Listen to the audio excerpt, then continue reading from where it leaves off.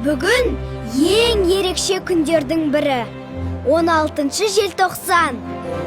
1986 жылы қазақ жастары әділдік үшін алаңға шықты. Қарлы күн болса да, жастардың рухы оттай ыстық еді.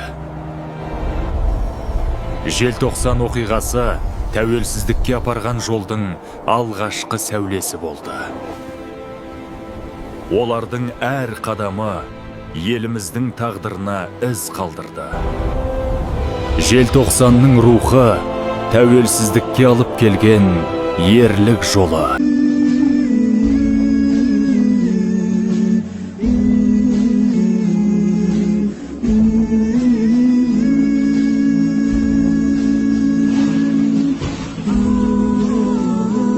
Мың 1991 жылы 16 желтоқсанда Қазақстан тәуелсіз ел болды.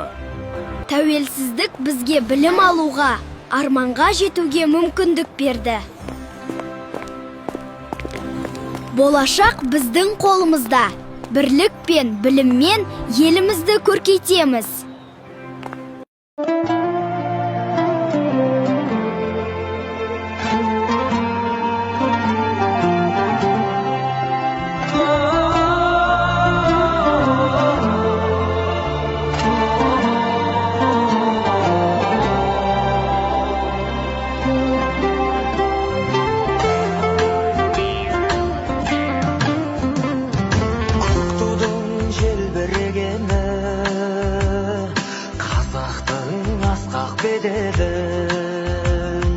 Махаббат қайрат екеулеп шымаралатқан денені